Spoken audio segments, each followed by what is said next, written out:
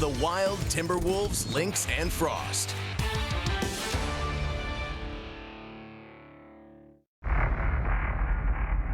Lightning has struck! The hammer!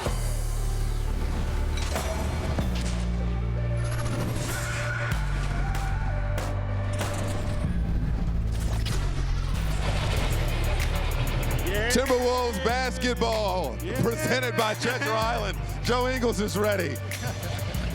Looking forward to this one tonight. It's the Washington Wizards.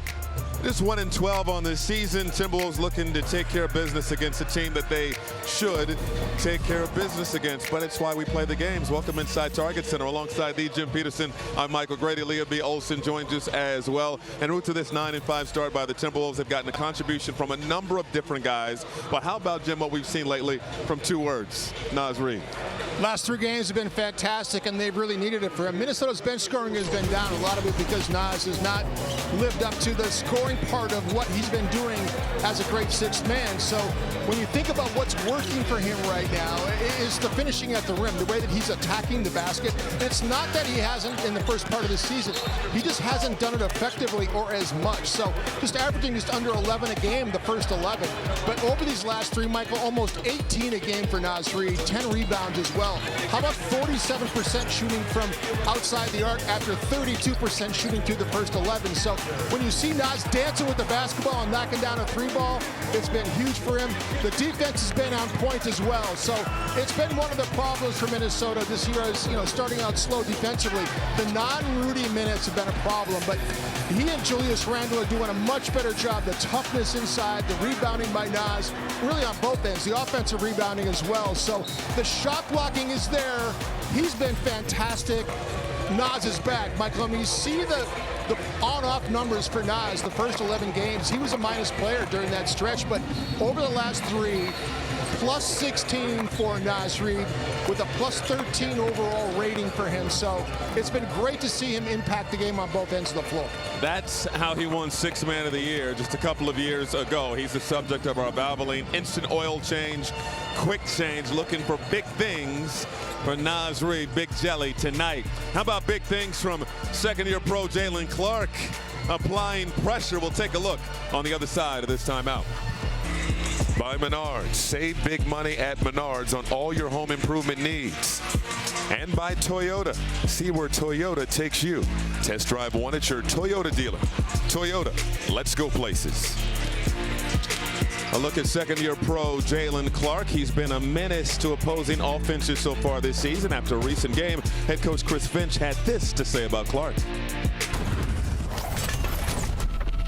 It's like a dog chasing a car. He just keeps going, and that's just how he plays. That's what we love about him. He knows who he is, and he does it to the absolute best of his ability all the time. And Michael, you look at the Timberwolves stats and you see that Jalen Clark averages 5 points, 2.4 rebounds per game, and you say, well, what does he do? And so what he does is you can't take your eyes off of it. And if you're handling the basketball around him, you better beware because he's always hunting. And then even on a simple inbounds play, after a make, he makes it difficult for you to take the ball off the floor. So, great deflections, great hands. It's the tenacious way that he attacks every possession when he's on the floor. So while he's not a great scorer, he impacts the stat sheet in so many ways. No question about it. Starting lineups, opening tip on the other side of this timeout. Minnesota Timberwolves basketball.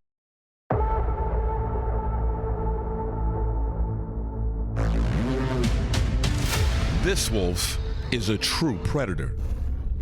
And is on fire here. Blocked! Edwards got it! Edwards clear for takeoff. Anthony Edwards isn't searching for prey, but instead, he's looking to take down another top dog. Edwards with the hammer! And doesn't do it by stalking stealthily. No, he struts in with swagger, stares down his victim, and talks trash throughout it all. Got it! When Edwards brings his pack to the court, it's with a clear goal. Break their opponent's heart and take their soul.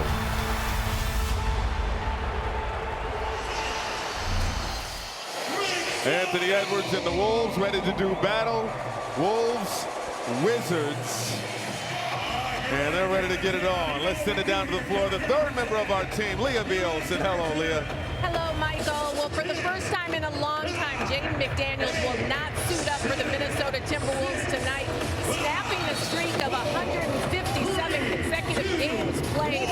That's a big loss for the Timberwolves. Jaden's been playing some of the best basketball of his career, averaging 17.5 points per game, shooting 53% from the arc.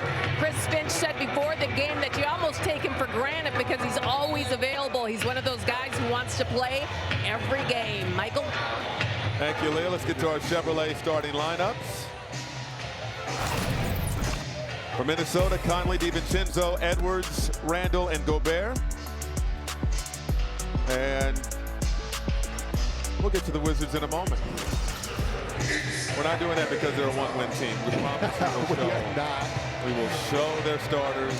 It's Marvin Bagley Jr. on the center circle against Rudy Gobert, and the Wizards get the opening tip. They're going to start with Chris Middleton, C.J. McCollum, Keyshawn George is out there with Bilal Coulibaly. Middleton, the mini, who's made a lot of money off that jump shot over the years, can't get that to go.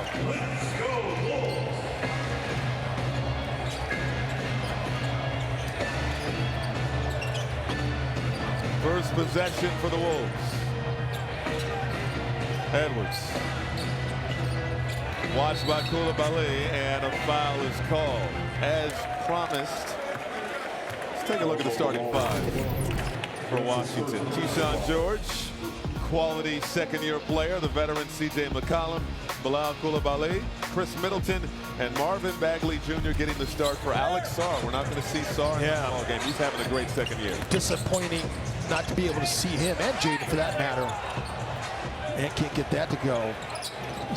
His Washington team wants to play fast, and Keyshawn George is a really good basketball player in his second year. He was drafted by the Knicks, but was shipped to Washington, and boy, they really found a gem in this young man. He is a tremendous shooter. He's got great length. Speaking of shooting, Dante DiVincenzo lining up the laces and draining it. Middleton the other way goes Euro. Kick out, George, brick, and Bagley saved it but threw it out of bounds. We had a nice conversation with Dante DiVincenzo, and you and I were sitting there with Rebecca Brunson, and we were talking about how quickly he gets rid of the basketball. And we talked about him seaming the basketball with his hands when he catches it. So it's something that he picked up in high school, and he does it every time. And if we get a chance to see that, of him catching a catch-and-shoot situation, or even when he's dribbling it, the way he gets the seams and does it, it's such an art form. And we were talking about all the players that try to get the seams when they shoot the ball. And he was talking about Steph Curry, as Middleton is one of those guys who tends to get the seams. He has beautiful shot form, too.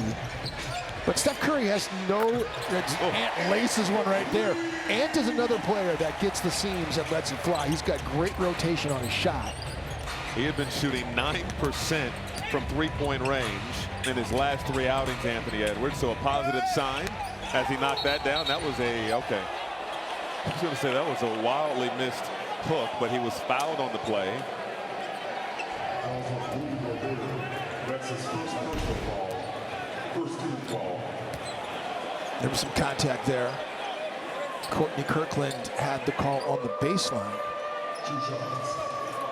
I was talking to Courtney Kirkland before the game. He's a Flint, Michigan product. I played with Trent Tucker, who is from Flint as well. Courtney Kirkland never ages. He looks the same. This guy is amazing. It's such a great point. I was looking up before the game, the officials. Courtney Kirkland looks 26 years old. There he is next to Brian Keith. This is his 26th year as a ref. He is a great referee. He's a great guy. Jim, 26. Yeah, and look how good he looks. 29. He does. He really does. He's our crew chief tonight, along with Carl Lane and Jenna Schroeder. They also look young for their age. They do. They do. You don't want to shortchange them, but Courtney is exceptional. Here's Conley, three ball. Won't go. Tapped out. And Edwards chases it down. Good hustle by DiVincenzo and company. Edwards, oh, nice snatch back, left the shot short, and Bagley clears it for the Wizards.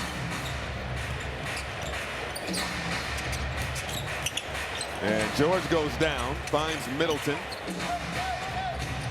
Good rotating defense, but Koulibaly is open, and it rolls out, but Bagley is there for the tip-in. This is a Wizards team, again, just one win on the season. They've lost 11 games in a row. They're coming off a blowout loss at home to the Brooklyn Nets, a team that heading into that game had just one win. And Brian Keefe pretty much eviscerated his squad after that loss, and everybody's curious to see how they were going to come out in this ball game. Yeah.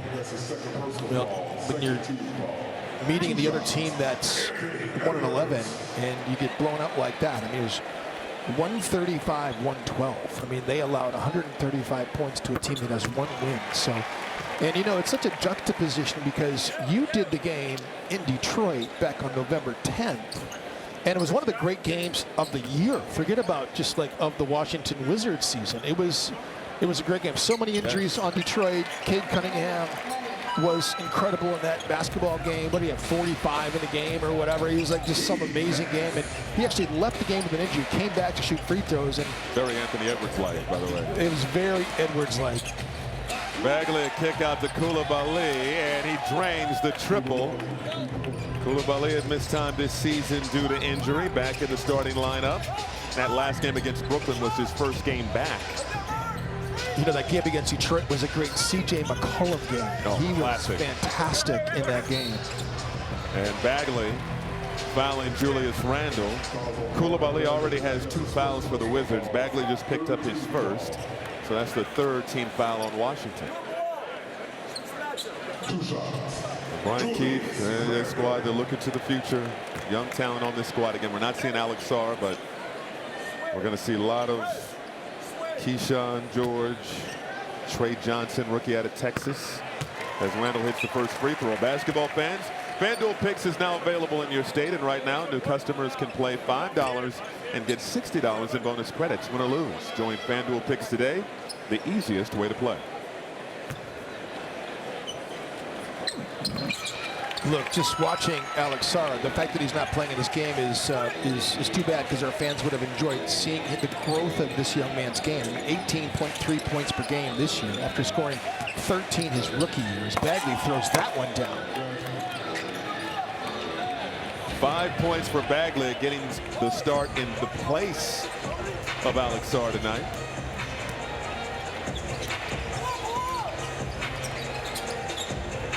And the Wolves have done a tremendous job this season taking care of business as Randle hits the tray. Taking care of business against teams that they should beat, which is a narrative we haven't been able to enjoy over the years. Certainly didn't enjoy it last year when Washington came in here and beat Minnesota. That's for sure. Oh, the Wolves didn't have Anthony Edwards, didn't have Julius Randle, didn't have Dante DiVincenzo, and it was a close ball game, and Kyle Kuzma. Oh, we got Kuzma. we got Kuzma in that game. Yep. Got Kuzed. Edwards going dancing in and out. Hit his first shot. He's missed his last 3. Keyshawn George lined up the seams.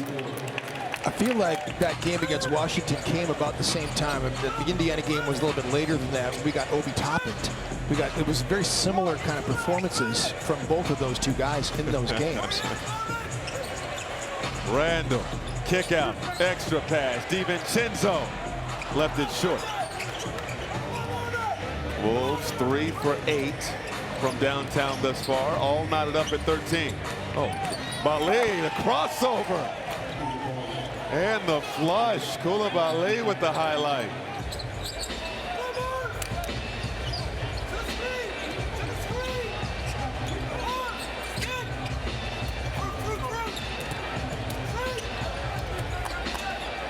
Randle will fire from deep. Long rebound secured by Gobert. Edwards now on a reload. Penetrating to the rack. Got the lefty leg. Boy, did he hit the seam that time. I mean, he put the afterburners on. Cookies. 3-on-1. The lob! DiVincenzo to Edwards. And the Wizards need a timeout. I mean, was that Dwayne Wade and LeBron James? I mean, that was unexpected. I firmly believe that Dante was going to go to try to quick shoot that. But the way that he saw Ant out of the corner of his eyes, and Ant detonates this one through the halo, and that is a highlight reel right there. 17-15 Minnesota. If this crowd was a little asleep at the start, they woke up here, Jim Pete. This is our home furniture play of the game. Yeah, the attack that time when C.J. McCollum lost the dribble, but I mean, that was really well done, and someone's got to have a great photo of Dante running out of bounds. And that's just on time, on target. And, you know, Ant was so impressed. Look, he's looking at Dante. He's like he wasn't expecting it. I know. He wasn't expecting it either. DiVincenzo scored or assisted on 11 of the Wolves' points so far.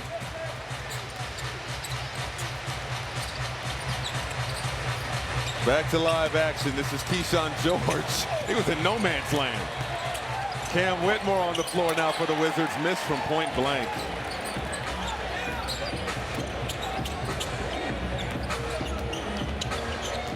DiVincenzo.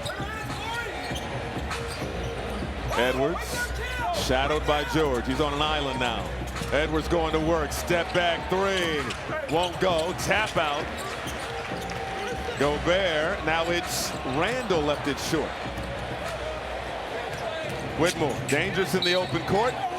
Knocks it down, plus the foul.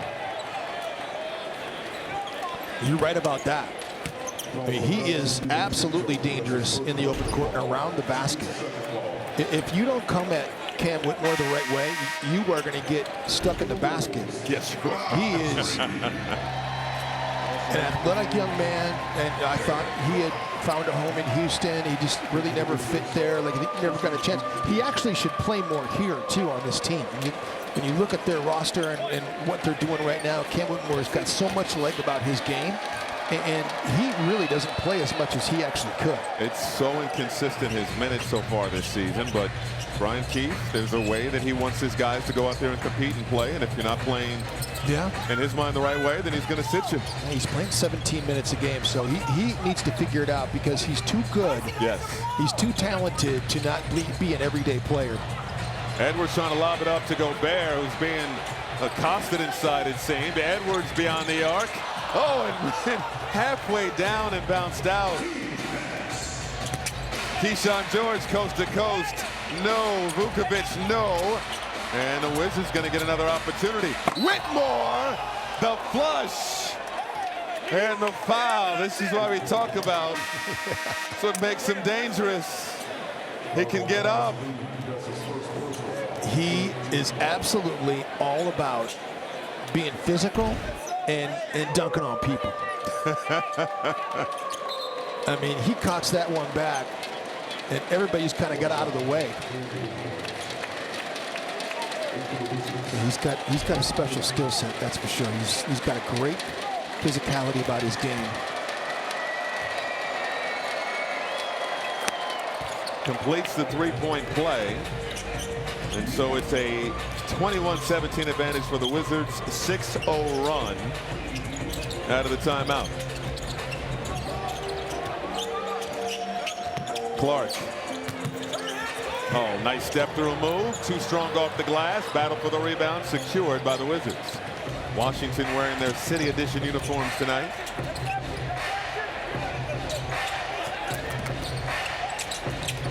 And that pass easily stolen by Jalen Clark. Naz Reid outside. DiVincenzo bottoms. Well, if you don't know, you better ask somebody. Jalen Clark is getting ready to take it from you at any point. That's an offensive foul. It's going against Washington. Fourth turnover for the Wizards. So we get back in the passing lane that time.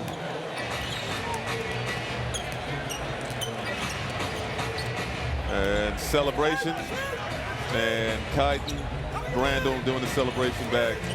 Had a viral moment in that Cup game recently. There's an and one opportunity for employee number 5. He's in double figures now with 11. Yeah, Kiten was on the post game with Julius Randle. Post game, he's basically giving his dad some coaching tips before the game. He just tells him when he plays well and when he doesn't play well. Just a great kid. They sit right there courtside too. He loves who? He loves who? He loves it.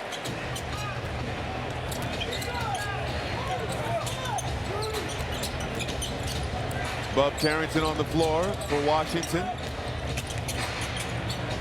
Kick out, 3-ball, drilled by Vukovic.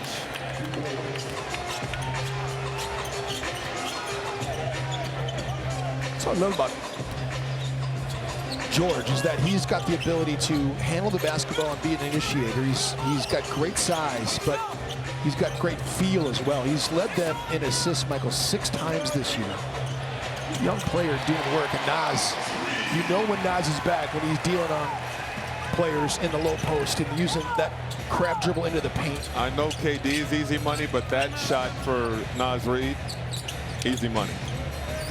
7 lead changes. Corey Kispert on the floor right now, and telegraphed that pass, stolen by Edwards. Clark ahead to DiVincenzo. Oh, skip pass. Reid, 3-ball, corner pocket. He has been lighting it up from the corners this season. Leads Minnesota in corner 3-point shooting.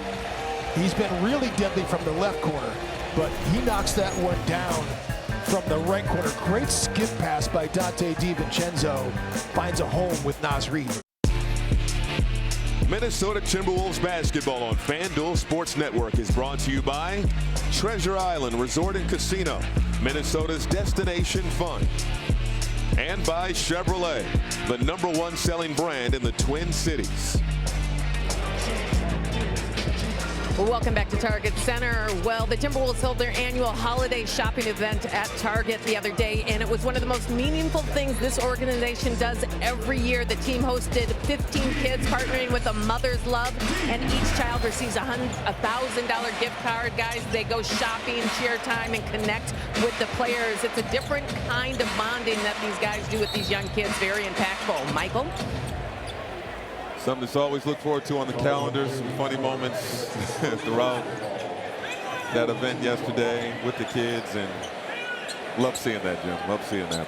Joe Ingles grabbed a basketball for the kid that he was hosting, ripped the packaging off, had a Sharpie. He's going to have Anthony Edwards sign it for him, so he tracks down Ant. Ant signs it for the young man. It was just a great moment. And then Ant says, you take this ball and this pen, and you go to everybody else on the team and say, call him partner. Say, hey, partner, sign it, just like that. Just say it just like that. Hold on, just say it again. Hey, partner. Listen, go sign my basketball, partner. It was just like that. Yeah, that's what he said. It was great. You talk about funny moments. Ant is, he's unbelievable how charismatic he is. The walk-in last game, which we should have that walk-in like on a reel, the way he walked into the arena last ball game. It was. Was there music playing for him? Because it was a whole vibe. You saw it, right? You saw the walk-in. Randall knocks down. This is the walk-in. I mean, they gave him some walk-up music. All vibes. He's just fantastic.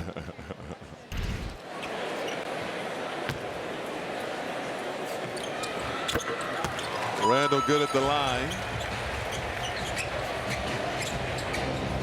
It is Minnesota 30, the Wizards 24, approaching 2 minutes to go in this opening quarter. Michael Grady, Jim Peterson, Leah B. Olsen here with you.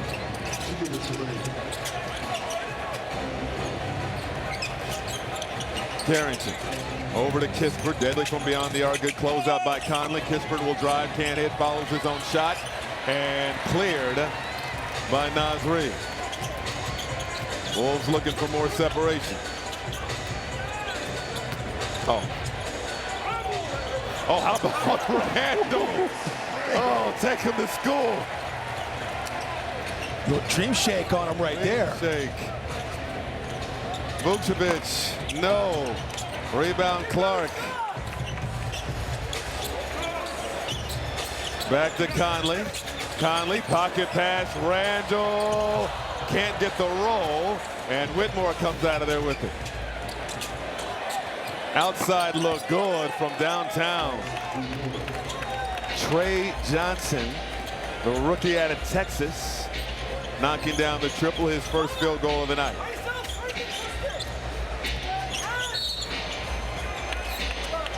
And we're going to get a foul here. And it's going against Carrington.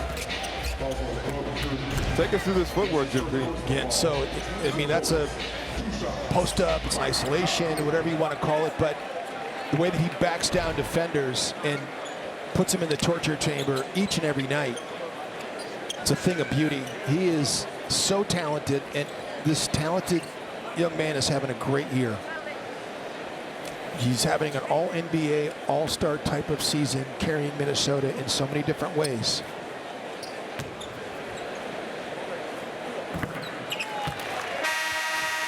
It's time to go crazy, Wolves fans. The Purple Rain Pack is here. Pick any 3 City Edition games, save over single game pricing, and get playoff pre-sale access.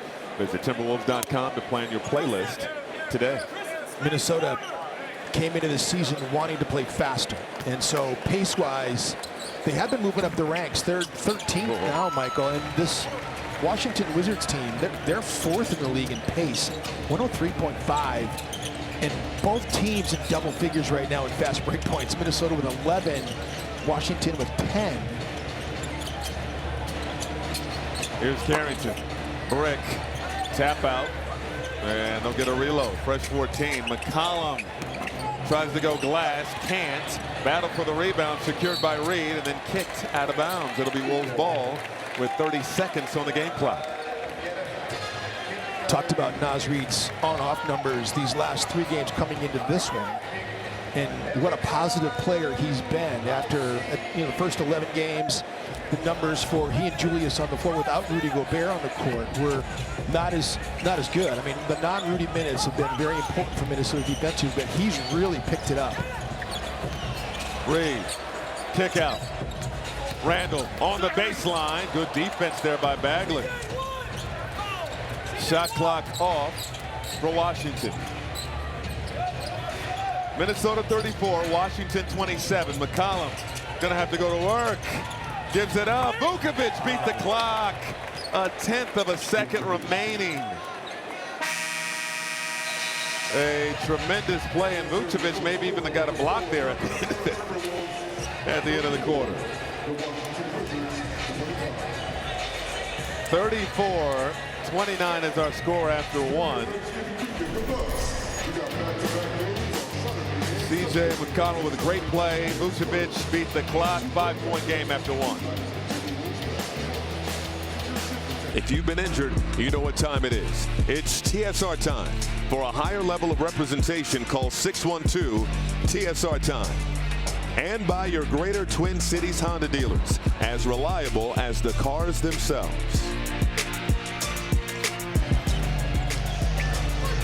Second quarter underway. That was a flashback to Edwards' 51-point performance. Naz Reid gets the scoring started here in the second. Minnesota leading by 7. And Dillingham with the steal. Bounce ahead, Reed, big jelly. Little scoop shot, found the angle. Stick that in the highlight reel for Rob Dillingham. First of all, the pick, getting into the passing lane, great timing on that. And then the pass through traffic to Naz Reid. Not an easy pass to make. Bagley, no. Dillingham surveying the floor. Reed is open. 3 ball, straight on, no good. And pass up ahead. Oh, a steal. Fancy dribble from Naz Reid. Look, the Wizards are going to give it away. Here's Dillingham, free throw line jumper, left it short. The Wizards 29th in the NBA in turnovers, right on cue. Couldn't even get it out of my mouth. DiVincenzo, bully ball, floats it up, no good. 8 turnovers already for the Wizards. The Wolves have not turned it over once.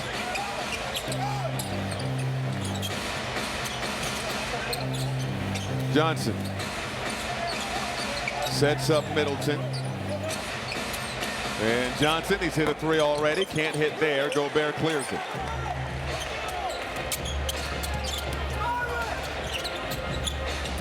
Dillingham. Outside Clark. And not great spacing here. Reed got enough space to fire from deep. Not enough on it. Naz Reid has 9 points already in 8 minutes. These last 3 games coming into this ballgame against Washington, he's been averaging just under 18 a game. How about Clark blocked from behind? Chris Finch said before the game he just makes winning plays. Dillingham surrounded by gold jerseys, rises up, can't hit, and we're going to get a foul. Rudy Gobert fouled from behind. Wolves on a 21-12 run since Reed checked in. Dillingham got the steal, and then little English to Naz Reid in transition, and then get that weak stuff out of here. I was talking to Chris Finch about this before the game. He was saying that, you know, there was a stretch where the Wolves didn't have Anthony Edwards, but they also didn't have Jalen Clark. Yes. And the personality dynamic that Edwards has on the offensive end, Finch said that's what they were missing defensively without Jalen Clark. He adds personality and character to the squad on the defensive side of the floor. And so he's already an underrated, important piece for this Timberwolves squad. DiVincenzo can't get the roll. Both teams shooting 37% from the floor. Oh, get that out of here. Big Rue with the rejection. 3-on-2. Dillingham, kick out. Busy Bones for 3. No good. Gobert! Count it!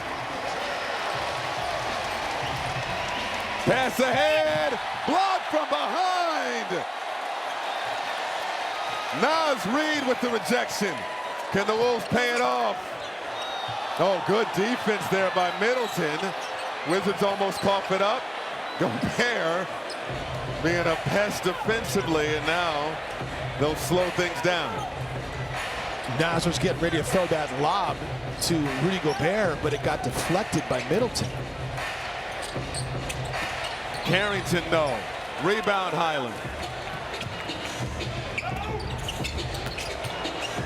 Outside look, Reed wide open, good!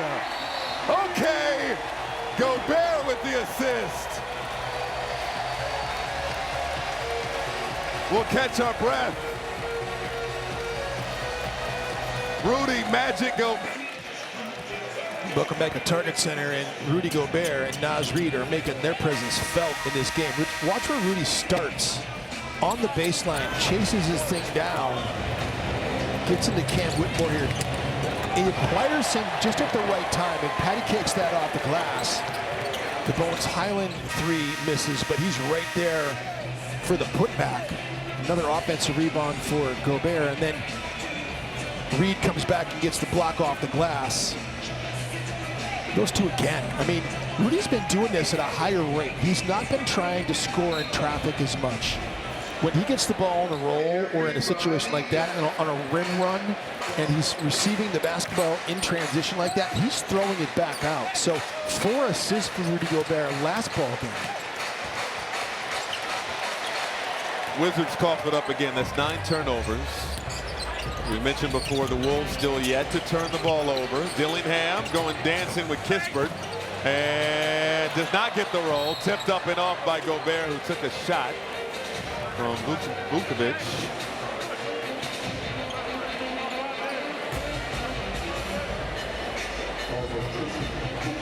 Second team foul on the Wizards. Second foul on Vuk.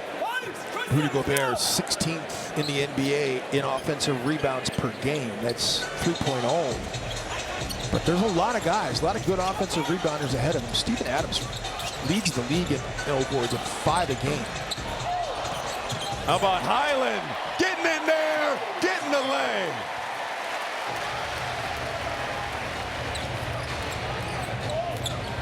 Bones getting busy. It's 45-29. Wolves have dominated this second quarter thus far. It's 11-0 in the quarter. Long for Vucevic. Highland. Around a Reed screen. Reed wants the post up. Going to Koulibaly, turns inside, goes glass.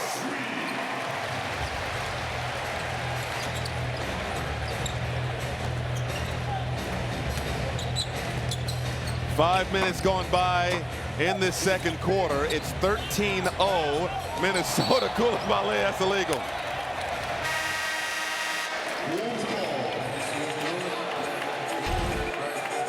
Minnesota's been turning him over.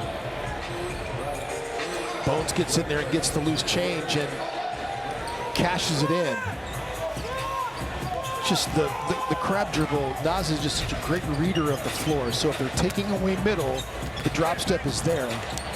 Right idea. Got broken up. That's the first turnover of the ball game for Minnesota.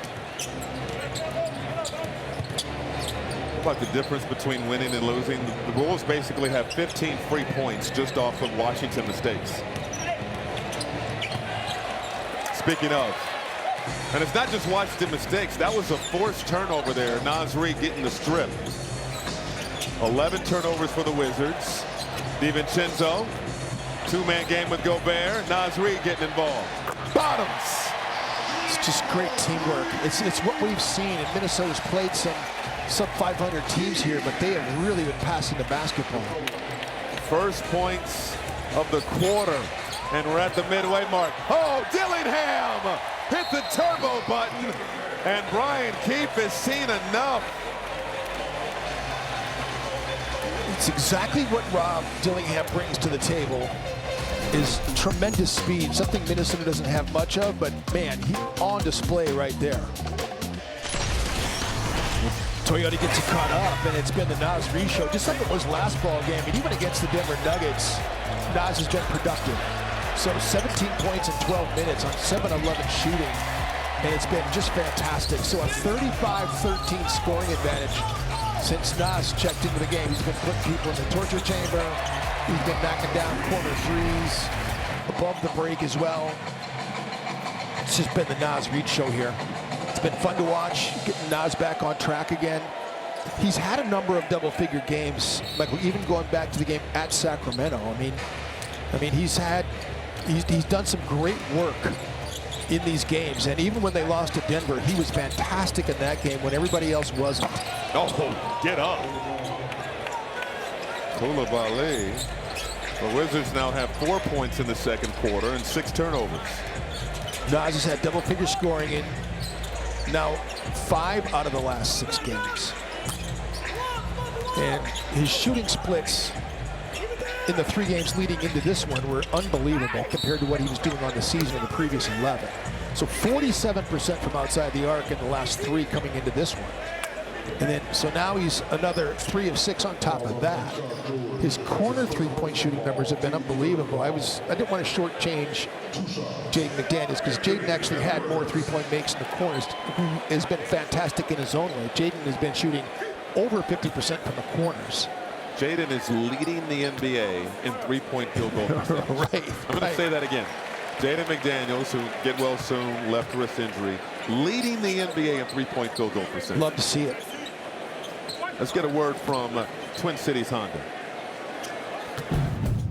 When your whole world revolves around getting to the game, your ride has to be reliable, and that means Honda. For SUVs you can count on, see your Greater Twin Cities Honda dealer.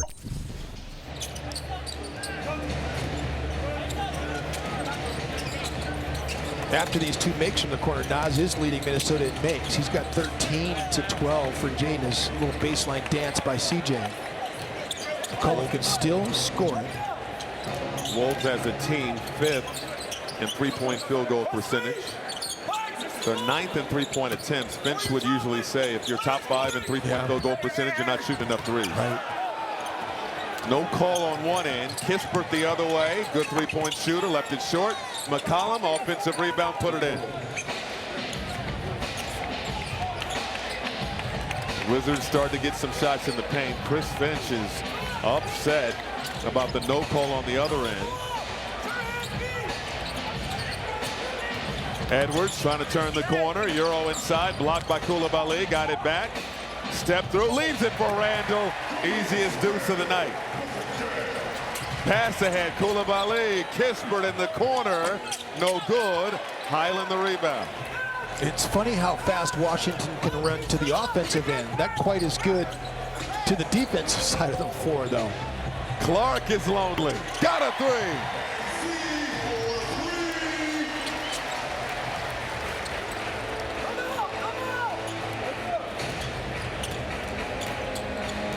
Some of the defensive mishaps that we've seen here from Washington early, they've been using them as teaching points because they've already burned 4 timeouts. Oh, a little push off. McCollum got space, can't hit. Randall the rebound. Minnesota leading by 22. Largest lead of the night. Oh, Kispert goes down. Highland on the drive. Outside to Randall. Randall penetrating. Big fella with the flush.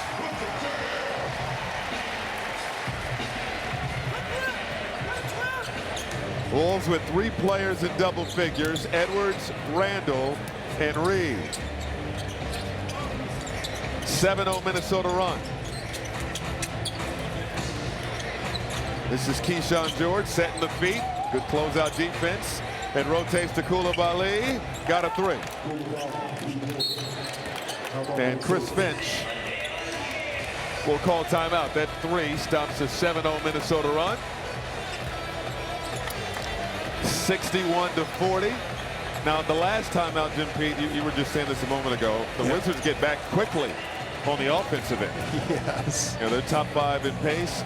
Defensive side of the ball, this was upsetting Brian Keefe right here, Jim. C.J. McCollum gets the layup to go, and look at Marvin Bagley III, kind of jog back, and he's pointing at everybody else. But when you're the big, yeah, they were not happy during the timeout. So, like I said, they burned 4 timeouts here in the first half, and I'm sure a lot of it's been defensive. Minnesota has been taking it to them. They've got no problem sprinting to the offensive end. A lot of guys are thirsty going that way.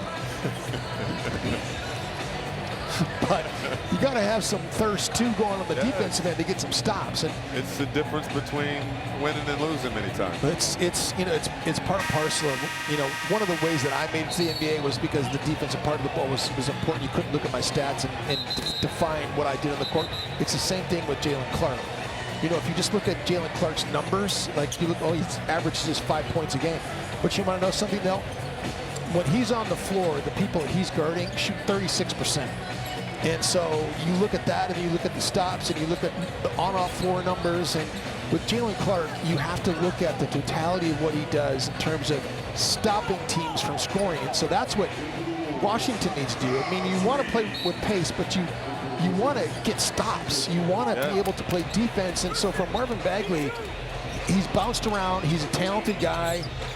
But like the defensive intensity part of it, he's such a good athlete. He should be a much better defender with his length and athleticism than he is. Former #2 pick overall in 2018. Oh, Middleton got left in the dust. Edwards can't hit with the left. Middleton clears it. There he is. There he is. Jalen Clark. Chris Finch said before the game he makes momentum plays out of nothing on defense. You can't take your eyes or the camera off of him. No. Highland, no good. And working on the glass, Randall comes out of there with it. And nearly poked away from behind by Middleton. Highland with the handle. Working on Koulibaly down the lane, can't finish. Reed, count it, and put him on the line. Reed helped get that offensive rebound off the initial miss. I think that if you're a player that has at all, you know, a sense of pride, that when you hear narratives like the non-Rudy minutes, and in Denver you always hear about the non-Jokic minutes, that you want to rewrite that narrative and not be a negative for your team. So for Minnesota to get to where they need to go, Naz Reid has to be a starring role kind of guy. He needs to be what he's been for all these years now for this team. The reason why he stays in Minnesota is because this crowd loves him. The fan base can't imagine life without Naz Reid in their life? I know we can't. I can't imagine life without Naz Reid. I mean, you got a lot of tattoos out there, Jim P. That's A lot of Naz Reid ankle tattoos. Jalen Clark with the rebound there. I think there's a fair amount of wrists in there as well. That's not just ankles. I know, but ankle is funnier than wrist. Duly noted. I think you're right. I think you are right about that. It's funnier saying ankle tattoo. 66-40. Whitmore, a couple of fakes, gives it up. Vukovic finding a cutting George. It ricochets over to Whitmore. Shot clock winding down. Whitmore got the J. So much talent, so much potential there. And Whitmore with 8 points off the bench tonight. Reid will take the three and hits. He's red hot. The rim and hoop is looking like a hula hoop to Naz Reid right now. He has 18 points in the second quarter alone.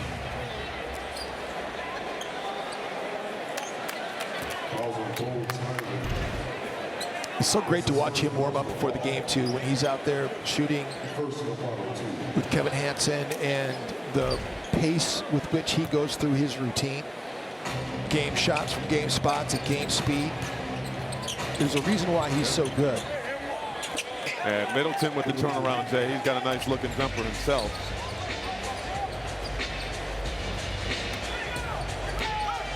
(69-44). Randall working on Middleton. Steps around him, goes glass. Randall going window shopping. He has 17 himself.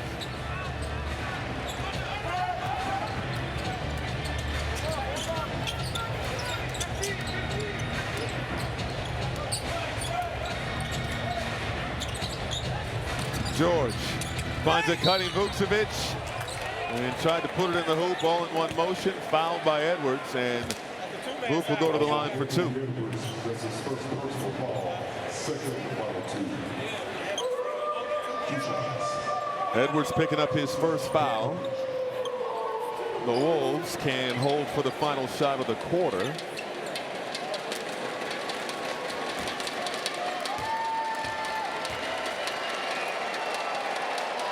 And let's hear a little bit more from Treasure Island. Treasure Island Resort and Casino is the exclusive casino partner of the Minnesota Timberwolves. Visit TICasino.com to learn more about Minnesota's destination fun.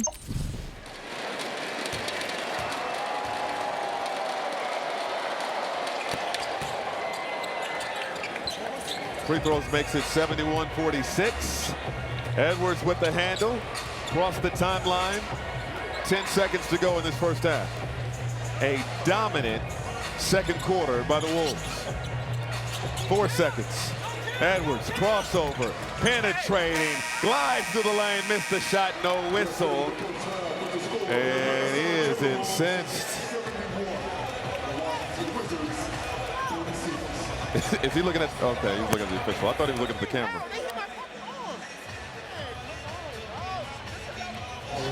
Edwards with 14 points in the first half and not happy at the end of the period. Nevertheless, the Wolves outscore the Wizards 37-17 in the second.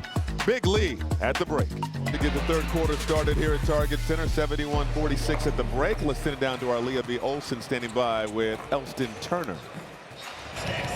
Elston, you're a defensive-minded coach. What did you like about the way the team defended in the first half? Well, the energy was high, that's for sure. We kept guys in front of us.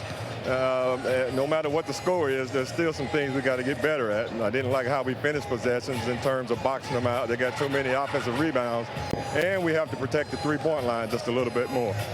speaking of energy, Jalen Clark comes in and gets 3 steals. How important is that energy for this team? Very important. The team needed, I needed. You know, he's a game changer. It kind of changes the pace a little bit. And we put him on the best score, and he's doing a fantastic job. And he's young enough to do it for 82 games for a lot of years. All right, Coach, thanks so much for your time. Let's take it up to Michael and Jim.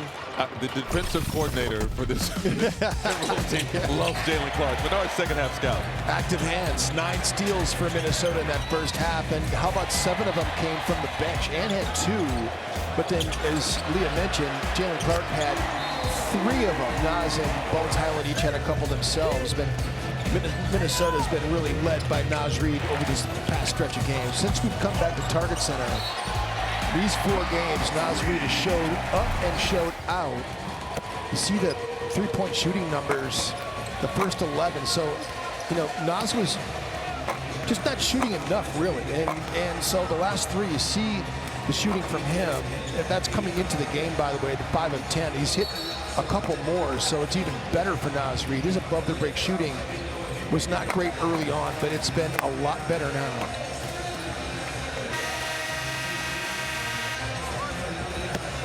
Jalen Clark, the 3 steals that Leah B mentioned, making again momentum plays, and you rarely get that big of a smile out of Elston Turner. He is I'm telling you, very proud. Very proud of that young man.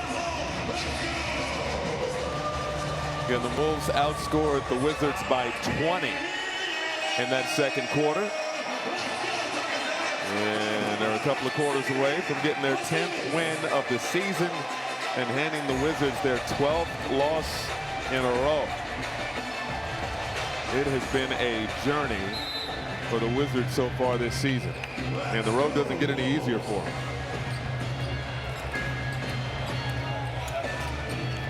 Again, no Jaden McDaniels tonight, left wrist injury. So Mike Conley getting the start tonight. Here's Randall tossing it up. Gobert nearly had the catch, but taken away by Keyshawn George. That's just the 3rd turnover tonight for Minnesota. First points off turnovers of the ball game for the Wizards.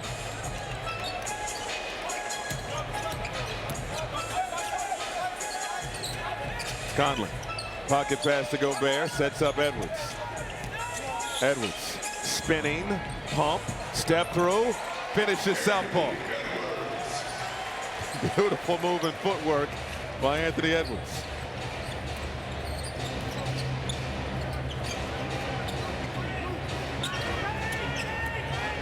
Middleton turns the corner, lobs it up.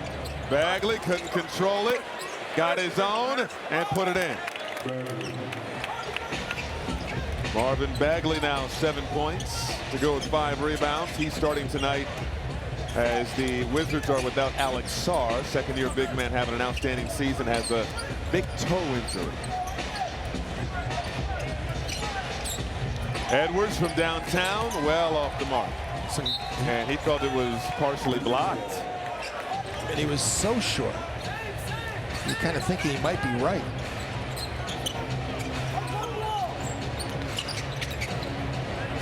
Middleton, former NBA champion, sets up McCollum, in and out. And Bagley goes down hard. He was fouled by Julius Randle. When you fall like that and you land on your tailbone, it's really painful. Shot goes up, he's going to rebound it, and he's kind of horizontal, and then you fall on that hip or tailbone. Ouch. And then also when you try to brace yourself when you fall like that, that right hand, you can really damage your wrist falling on the hardwood like that. The rookie in Memphis with the Grizzlies fell hard like that, broke his wrist trying to break his fall. Outstanding defensive rookie for the Grizzlies. That's what happened to him last season. Jalen Wells, that's what happened to him a season ago. Keyshawn George knocks down the 3. 73-54, good start to the third quarter by the Wizards.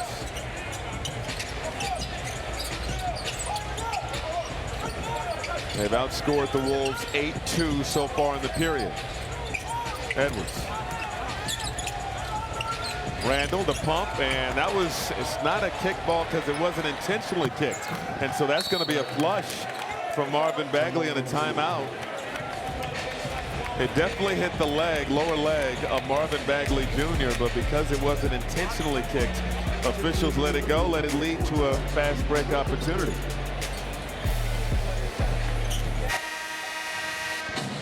Basketball fans, FanDuel Picks is now available in your state. Right now, new customers can play $5 to get $60 in bonus credits, win or lose. Join FanDuel Picks today, the easiest way to play.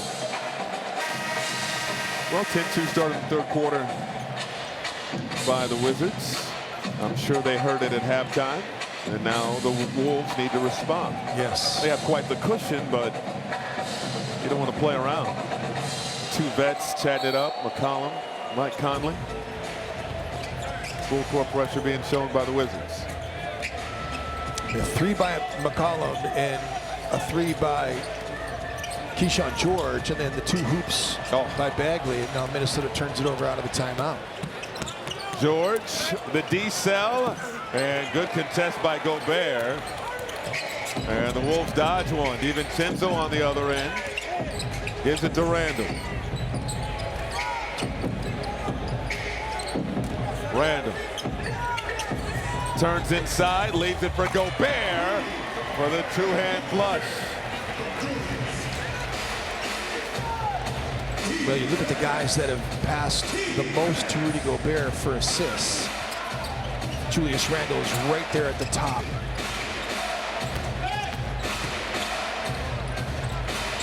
George fading away. The young fella is talented. Just in his second season. He's 21 years old. He's in double figures with 10. DiVincenzo can't hit the tray. McCollum the rebound. 17-point ball game. Elbow jumper. McCollum is good. It's one of the things when you saw that Jaden McDaniels wasn't going to start, and that at least initially Jaden was going to be the one to guard C.J. McCollum. You thought they might start Jalen Clark to be able to guard C.J. McCollum, to be able to stay with him and disrupt what he does. And they may need Jalen Clark on the floor right now. They need a boost of energy. Middleton toss out. George finds Bagley. McCollum, he can get hot quick. I mean, we got a 12-point game on our hands right now. Minnesota had a 25-point lead at one time. Conley, foul beyond the arc. He'll shoot three. So that'll be some much-needed points for the Wolves. They haven't been able to get a stop on the defensive end. The Wizards have scored on 7 of their 8 possessions here in the third quarter as we check in with our Leah B. Guys, Chris Finch not pleased with his guys, the way that they came out of the locker room. He said, where is the energy in being more intentional on the defensive end, especially on the closeouts? Asked them to pick it up here. And are we getting a challenge here? They really need to put a stopwatch on this. That took forever. Yeah. They are going to challenge that foul, and we'll be back after this. Just had about 45 seconds before they decided to go to our Sprite Coaches Challenge. Back in Secaucus, it took 6 seconds to determine this is actually a foul. Unsuccessful challenge by the Wizards. Yeah. Right on the wrist.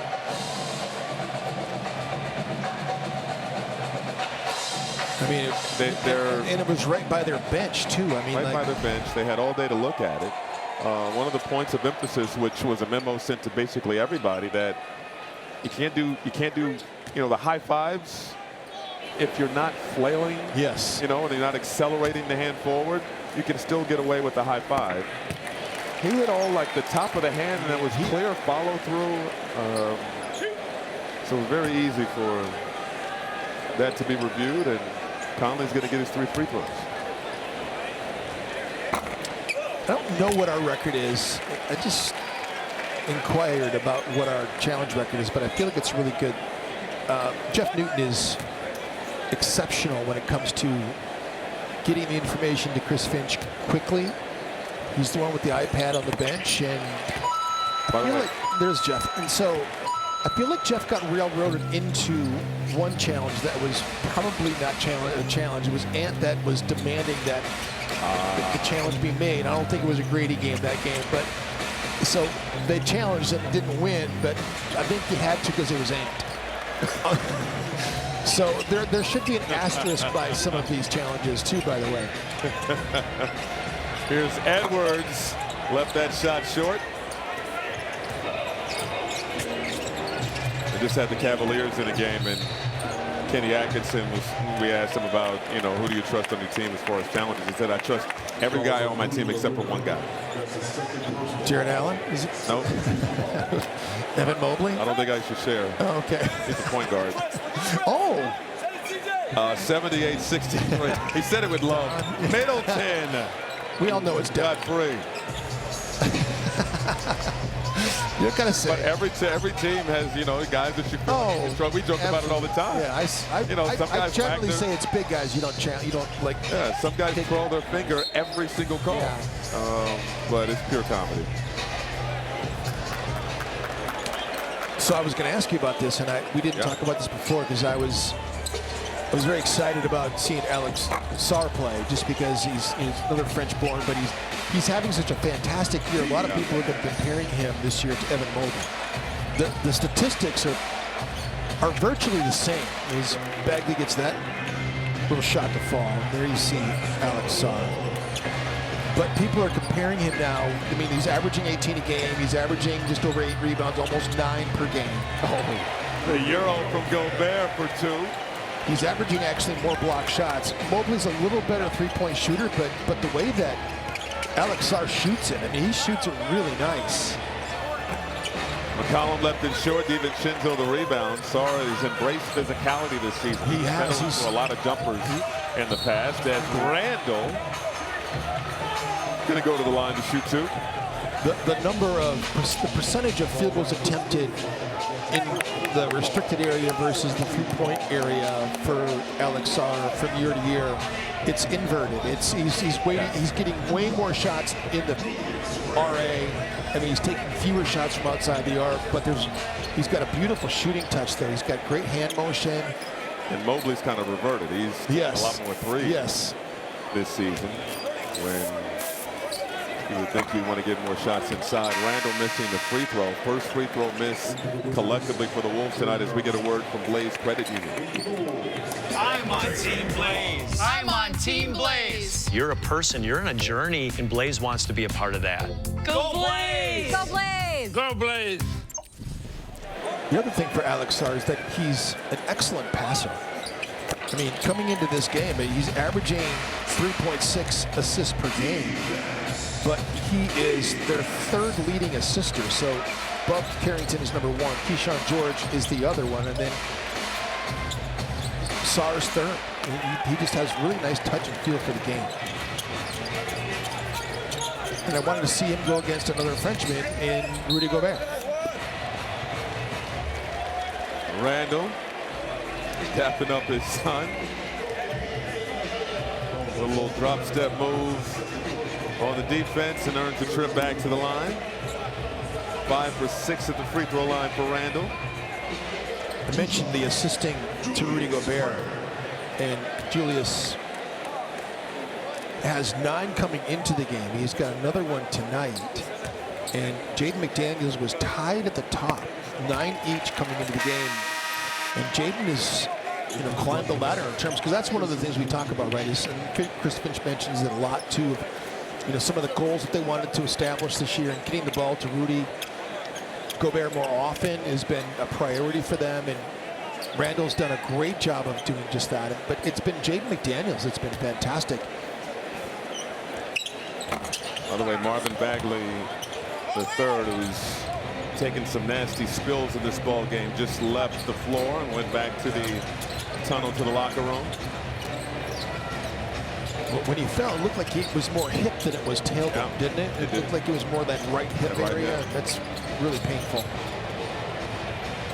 That is good offense versus good defense. McCollum can't hit. 15-point advantage for the Wolves. 5:10 to go in this third quarter. Clark rotates it, extra pass. Randall on the move again, spinning in the lane. Kick out is last touched by McCollum. 7 seconds on the shot clock, and Naz Reid, who Jim was brilliant in that first half, has checked into the ball game. 23 points in the first half for Reid. So what a luxury, right? To be able to have all-star level, all-NBA level starting power forward, and then come in with a guy that is always up in conversation about sixth man of the year. Won it a couple of years ago, was very good last year. Didn't play quite as well as he did the year before, and then he started slow here. But what he's been doing over the past 5-6 games for Minnesota is back to what Naz Reid normally does. And these last few have been just exceptional. 23 already, as you mentioned. They need that from him, too. Toss it inside, and he's... Man, everybody's what's going on there? I mean, how did that happen? I mean, originally I thought that Rudy might have hit him, but I didn't think I saw that, but I thought I saw that. Okay, what? How did he? Oh, he got tripped. Oh, ooh. He got tripped up a little bit. Okay. Vukovic just picked up his 4th foul, so he's going to have to hang in there with Bagley back in the locker room for Washington. They don't have a lot of size.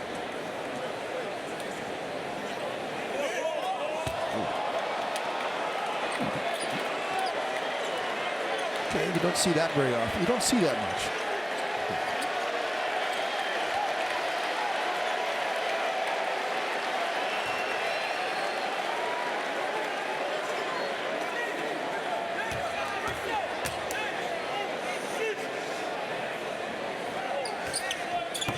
Found the sweet spot.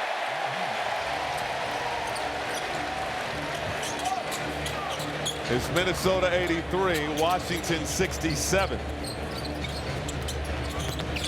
This is the rookie, Trey Johnson with the handle, sixth amongst rookies in points per game. Vukovic left open, can't hit. Gobert the rebound.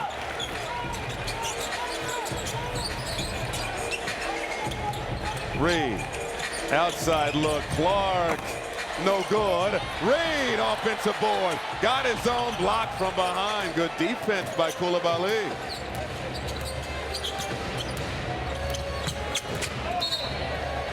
And he carried.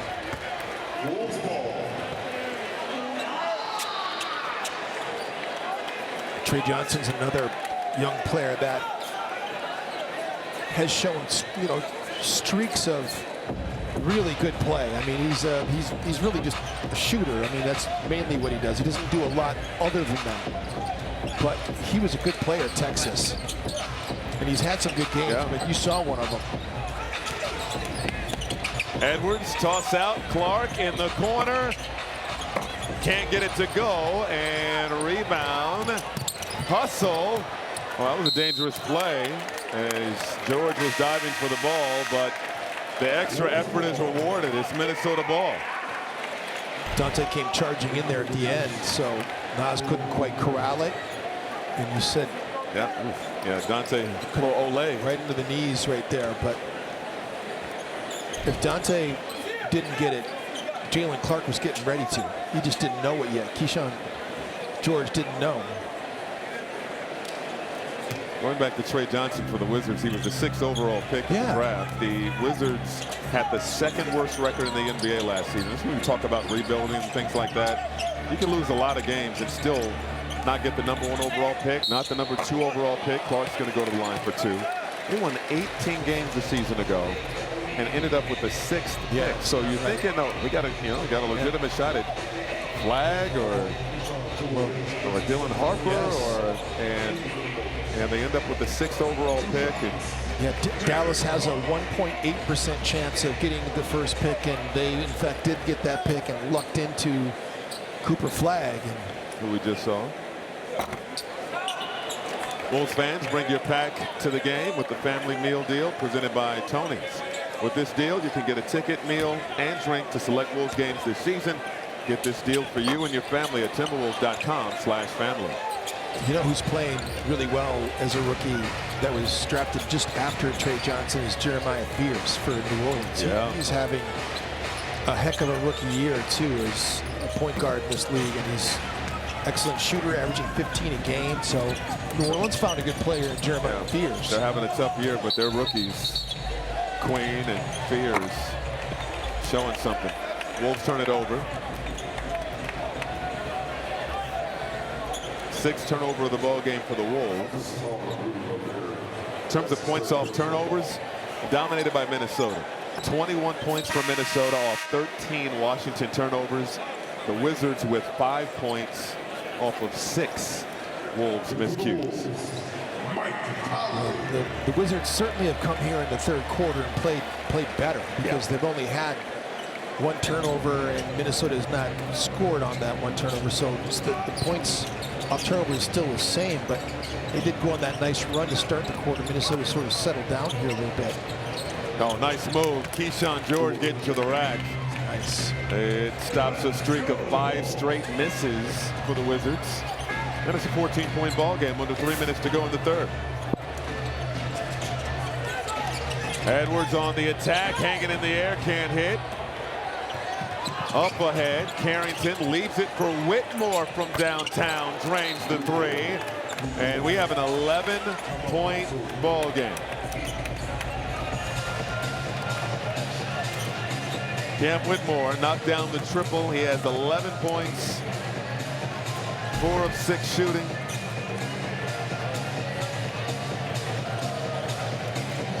We talked about it right off the top when he got into the game. He only averages about 17 minutes a game, but he's been productive here in the 10 minutes that he's played. He's got 11 points in 10 minutes.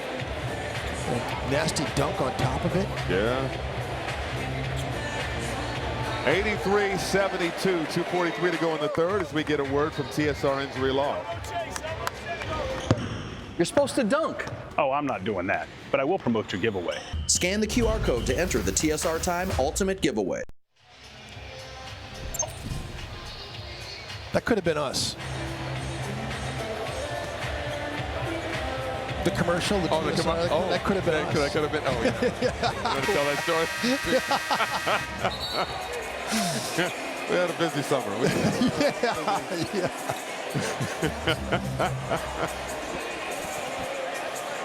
Well, Chris Finch is trying to regulate here, man. He's seen this story before. In fact, he saw it against this team last year here at Target Center.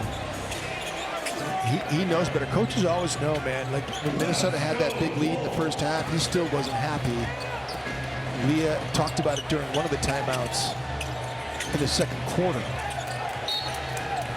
Ant's shooting splits the last few games. I mean, he was on a heater coming back from injury. He had a 37-point game against Utah. He had another 35-point game at Utah. He had a 30-point game after that in Sacramento. But I mean, the shooting has not been great. 9 of 20, 8 of 23, 5 of 14 in the 3 games leading into this one. 39% from the floor in his last 3 games. 2 for 22 from downtown heading into this one. He started the game off hitting his first 3-pointer, and he's missed his last 7 since. Yeah, 1 of 7, 0 for 8, 1 of 7. So, and then tonight, as you mentioned, I mean, just 1 of 8 now tonight. So he's bound for a big-time shooting boom. Conley comes out of there with it. Edwards on a reload. Driving, hanging, can't hit, tipped up and off, and back up and in. Jalen Clark making the play.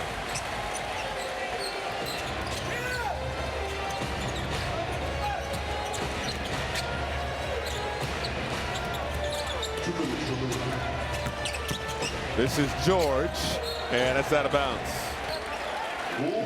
Johnson couldn't corral it. And under 2 minutes to go now in the third quarter.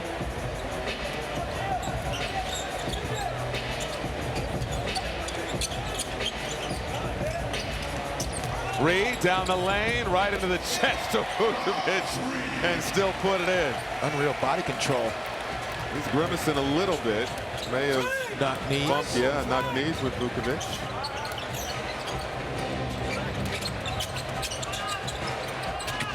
Whitmore is tough. Maybe every time I don't watch him, he has a bad game. Every time I see Whitmore, he's cooking. I'm with you 100%. You know, I just do these deep dives when you play these Eastern Conference teams, so we don't see that often. But I've been a Cam Whitmore fan when he was with the Houston Rockets. And couldn't get consistent minutes. Yeah, and so Naz Reid goes into the paint here. You see him kind of knock knees, that left knee into for Naz right there. Still made the shot. So, yeah, we watch all these games. I know you're a big league pass guy. We watch all these games, and I was watching Atlanta play last night against the Pistons, who, man, J.B. Bickerstaff, they won, what, 12 in a row now or 11 in a row? 12 in a row. They won last night against Atlanta, and what they've been doing with a lot of injuries, they've had so many injuries, and when you see how they play and how they play with a lot of their really good players out, I mean, their starter-level players are out. They look like they could win the championship the way that they play. They've got size, they've got shooting, they've got leadership, they've got toughness. JB is doing a great job. Now, they have not played a tough schedule. The teams that they're beating are a lot of sub-500 teams and a lot of Eastern Conference teams. They've only played a handful of Western Conference teams thus far. But Julius Randle gets a really tough inside hoop again for Julius Randle. Randle continues to be among the league leaders. That's now 18 and 1 opportunities this season for Julius Randle. Entered this ball game second in the NBA in total and 1 opportunities. What a finish. He plays a rugged Detroit style. He certainly does. Funny, I was asking J.B. Bickerstaff about just that. Every time the Pistons have a quality championship caliber squad, they're bad boy-esque.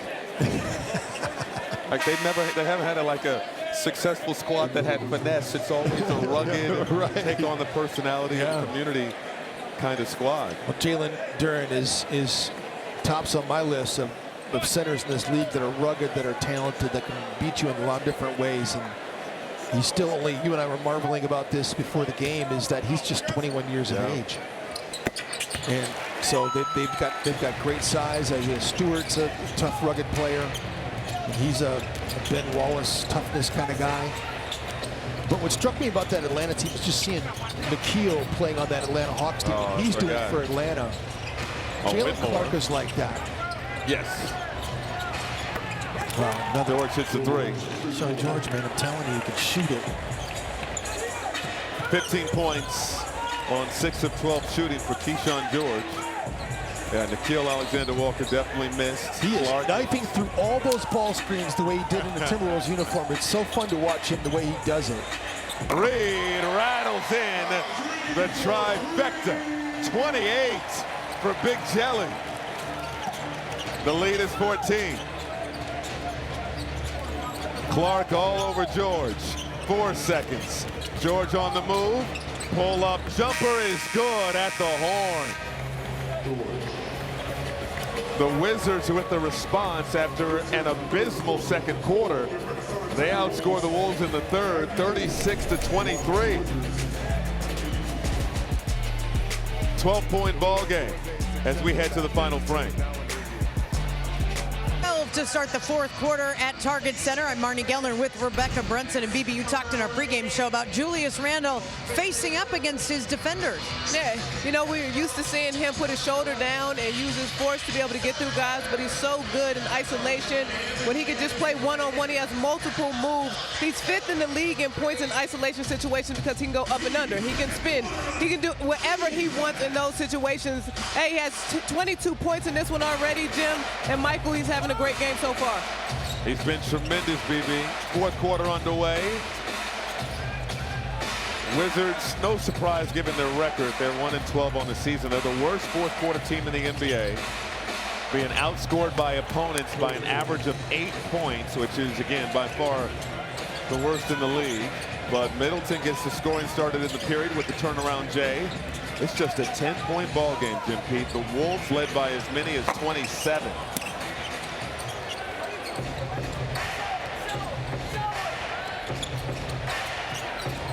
This is Johnson. Pull up over Gobert. Single digits now. Yeah, they look engaged now. They look as discombobulated as they looked in the first half. And how about Marvin Bagley III back into the game too, by the way. So he's back and playing. Poor decision there off the turnover. Johnson, the floater goes down. Here comes Washington. 94-88. DiVincenzo faked the pass, missed the layup. Gobert was, that's a Dennis Schroeder coming in with the cape on. Thank you.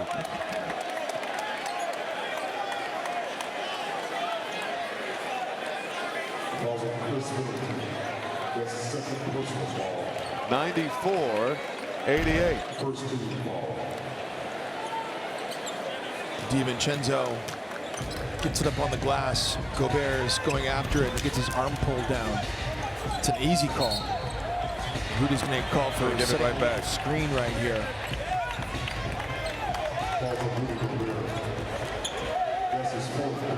How do the Wolves reverse the tide here in this fourth quarter? Well, they really need Anthony Edwards to get on track here. Just 5 of 19 for Ant. He's 1 of 8 from 3. And so he's got 16 in the game. There's only 3 players in double figures for Minnesota, and 2 of them are power forwards. Ant does have 16 in the game, but it's not an efficient. I mean, 19 shots to have 16 points. That's just not what Ant normally does. Middleton. You can see an extra bounce in the step from the Wizards. Full momentum in a 2-possession game. McCollum, tough fade, won't go. Rebound Dillingham. Dillingham doesn't have numbers. He'll set up the offense. Penetrate on Middleton. Leave it for Clark. Clark back to Dillingham. Dillingham, no good on the 3. The other thing too is DiVincenzo needs to get more involved. He only has 6 shots in the game. That's your starting 2 guard. And so just 2 of 6 for DiVincenzo, 2 of 4 from outside the arc as Bagley can't get it to go. Dillingham back to DiVincenzo, little hot potato. Dilly left it short on the 3. Gobert the hustle. DiVincenzo to Gobert, got it back, fires some deep. And a foul on Johnson, just shoving Gobert there. It was basically a solar eclipse. So I love the fact that Chris Finch gets Rob Dillingham into the game. And Gobert does a great job of tracking that miss down. Flips it right back to DiVincenzo, and you see the foul. So Conley comes in for Dillingham. I love that Dillingham still gets rotational minutes through the body of the game. He's still going to go to him in the first and second half. Build his confidence. Reed, crossover, fires, won't go, and it's last touch by Minnesota. Gobert wants a challenge.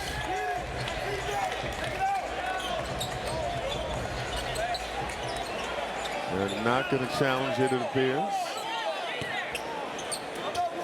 And it remains a 2-possession ball game. Nearly 3 minutes gone by in the fourth quarter. This one is tightened up. No foul call there. That was a tough screen by Bagley. Whitmore. He wants 3 more. Left it short. Gobert the rebound. Gobert with his 12th board of the night. Crowd trying to encourage this Timberwolves squad that's been stuck in the mud for this second half. Pocket pass. Reed step through with the left, won't go. Middleton the rebound. And DiVincenzo the steal. Left it for Reed. Blocked in the hands of Clark for 2. Whitmore made an outstanding defensive play.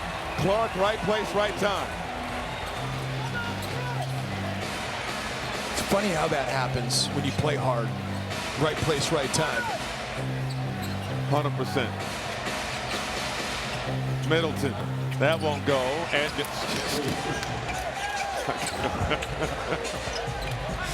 okay, it's a shooter's touch, That is a right shooter's there. touch. I'm sorry, Middleton. I doubted your game.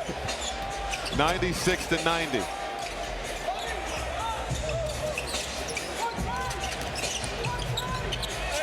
Conley can't get that to go. Another chance for the Wizards to cut into this Minnesota lead. And Johnson lost it out of bounds. Wizards can't challenge the rest of the ball game in case you joined us late.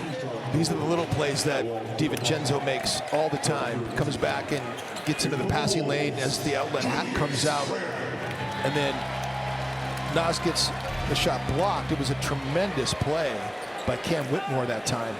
But again, Jalen Clark is just, he's opportunistic because he sees the game. He's a highly intelligent basketball player who knows where to be when the time is right.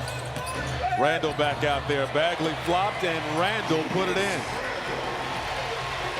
Had a coach tell me one time, going back to Clark, there's a reason why they call them 50-50 balls. Yeah. There's a reason why guys, you know, can go get him. Clark, it just always seems to be. He thrives in that kind of environment. Yes. Keyshawn George, he's played well tonight. It's a bad route that time in a switching situation for Naz Reid. He thought that George was going to roll that time, but he popped out to the arc, and Naz just got turned around. It wasn't a clean switch at all. Back-to-back 20-point games for Keyshawn George. Randall spinning, kick out, DiVincenzo, yes! That's what they needed right there. They need to see the basketball go through from outside the arc. Minnesota with 11 makes to 12 for Washington so far. Make it 13. Great answer there, and Chris Finch is upset with the defense. Bob Carrington, hair flowing in the wind, makes it a 5-point ball game. So just hit a 3 for Minnesota, or it'd be even tighter after that last 3 made by at the end for the timeout. But watch the ball as it's traveling through the air and how it's tumbling, and the way that Dante is acquiring the basketball. Michael, before the game we talked to him about this, so you can see him staring at the ball as it's coming through the air and the way it's tumbling. Look at Kite, he loves it. He's got the 3 up. You ready? That is just great camera work right there. Love it. The whole thing, though, the camera work of the ball tumbling through the air, and it wasn't tumbling on its axis to get the seams, but the way his hand caught the basketball, he caught it with the seams, so he could just catch and shoot it. It's a beautiful technique. As Randall got the lay. Kite likes that one too. But it just was beautiful video how you see Dante catch the basketball and get the seams. Can the Wolves get stops here? They've been outscored 50-32 by the Wizards in the second half. George, no good. Randall snags that rebound. Great rebound. Now they got a little pep in their step. Randall to the rack.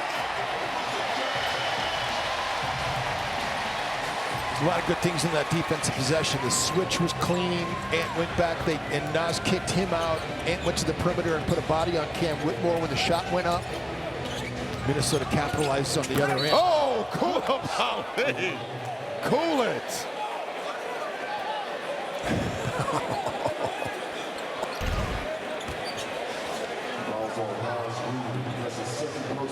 Wow. Julius again in the pick and roll, rolling right to the empty side. That was filthy.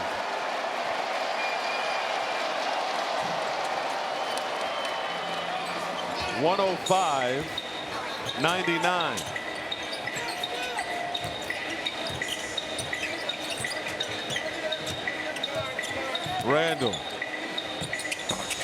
In and out on the J. Whitmore the rebound. We have a lot of time left in this 2-possession ball game.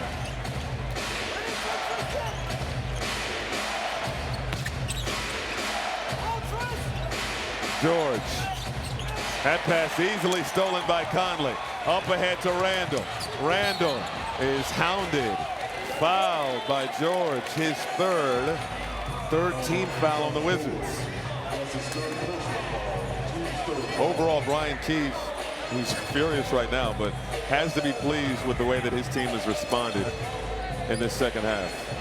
A 1-win team, 11 losses in a row, coming off a bad loss on Sunday. And they found some momentum within striking distance. Yeah, they need Edwards to put the cape on right now. Wow. Bub Carrington knocks Conley off his axis that there, just knocked him backwards. And wondering if the foul was going to be made initially. We were both sort of like, we were both disgruntled for a moment.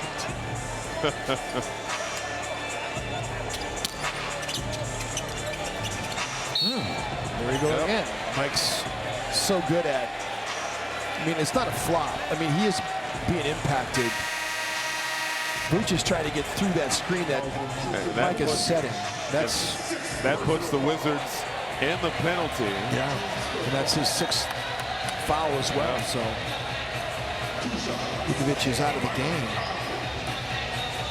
So we're going to go a little small ball here.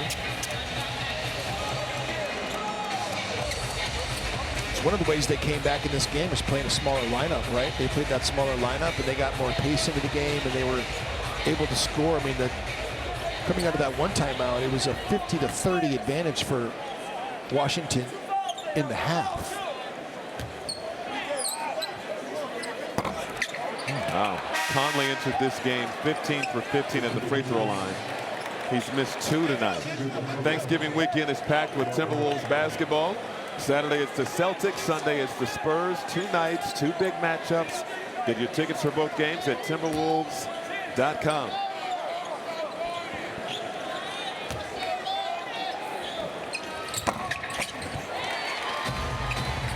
It's the second. Wolves were 15 for 15 to start the game at the line.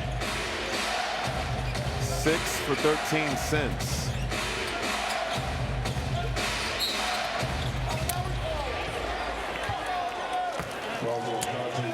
Dante DiVincenzo picking up his second team foul on the Wolves.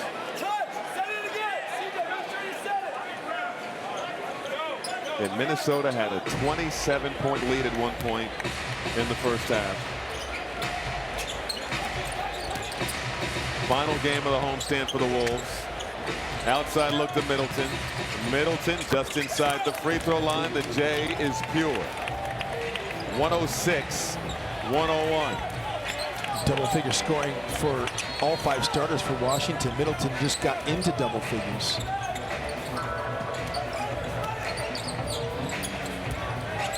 Seems like the Wolves just trying to get to the finish line. DiVincenzo on the drive, and we're going the other way. They're getting Edwards. Offensive foul on Anthony Edwards, his second.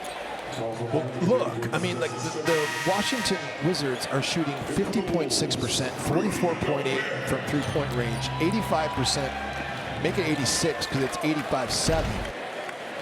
And the Wolves are shooting 42% and 30.6 from 3. So against a team that's a bad defensive team too. And the Wolves just completely acquiesced here to whatever physicality the Wizards have been playing with, and it's not been that oppressive.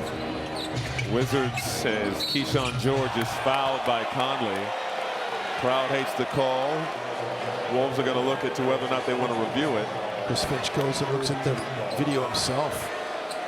Yeah. See Jeff Newton say no. Yep.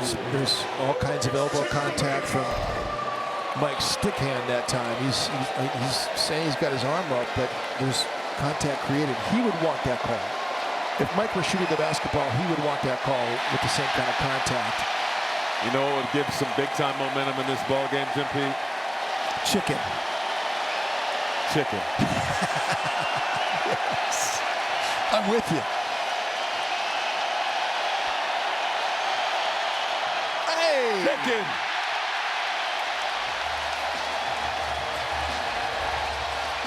See if that momentum carries the final 340. A bucket here would be huge. Conley with the handle. Over to Edwards. Edwards gets the screen from Gobert.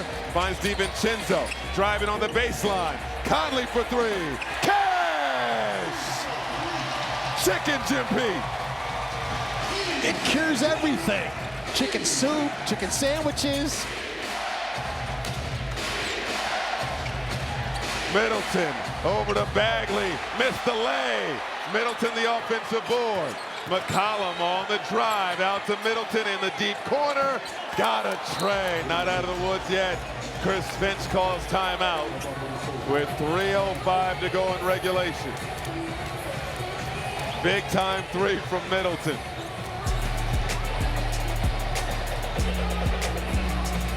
Inside the play with window concepts. So Mike is here. Julius is here. He's going to rotate up. But so the screen and roll, I know Ant sees a lot of bodies. He sees two all the time, and he's going to see two here. Rudy's going to roll. Ant's going to create two. And instead of shooting this, Dante knows there's going to be an outnumbered situation on the backside. Rudy's rolling, and this guy has to make a decision. Where do I go? Do I go to Randall or do I go to Connolly? It's a great drive and kick right here, and really he had both of them. Dante had both players, and Chris Middleton just vacated the situation. And if Dante just takes it and shoots it, it's not as much of an advantage as he takes it playing off the catch like he did. It was a great read, but it's all set up by the fact that Ant creates so many mismatches with his abilities to be able to take two off. Edwards surrounded, gave it to Gobert. Short hook to beat the clock. Gobert, 9 points, 12 rebounds for Big Rube. Again, Ant had two players on him again there, and he made the right read, made the right pass. So he made the right pass to DiVincenzo in the corner and makes the right pass to Rudy there. Gobert, another board off the Wizards' miss. Approaching 2 minutes to go in regulation. Randall driving and lost it out of bounds. He wants a challenge as McCollum gets ready to inbound it, and they get the timeout. Dennis Schroeder once again with the cape on. Wolves get the challenge. Literally, McCollum was getting ready to toss it in. You know what, Carl Lane, the referee, actually gave Minnesota a little bit of a break too, because he was wiping off the basketball as Minnesota was trying to defend. You see him? He was kind of wiping the basketball on his jersey. So Minnesota is challenged on ruling, and his play is now under review.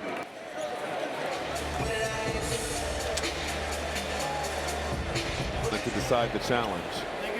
After review, proximate to the play, there's a defensive foul on number 35 for Washington. The ruling on the floor is defensive foul. It is a successful challenge. Because it is a successful challenge, Minnesota will receive their timeout back, and they will have another challenge. Play will resume with 2 free throws. So instead of a turnover, shout out to one of the Wolves. Way to go, Newton. Staff and Newton. Instead of a turnover, it's 2 free throws for Julius Randle, who is 2 points shy of a 30-piece. I'm trying to remember if Julius Randle was signaling for a review. Did he twirl his finger? Oh, he absolutely did. Okay, I didn't remember if he did or not. He was hit in the head. Of course he did. He knew he was smacked. But outstanding stuff there. And it has been an adventure at the free throw line for the Wolves. Minnesota is 20th in the NBA in free throw percentage. They were better. They've had some problems here. They missed 2. Randall got the offensive board, driving to the rim. Oh, there's the 30-piece to the hard way. That's a big-time play right there. That's how you make an all-star team, and that's how you make an all-NBA team. Oh, nice delivery to Bagley for the flush by George.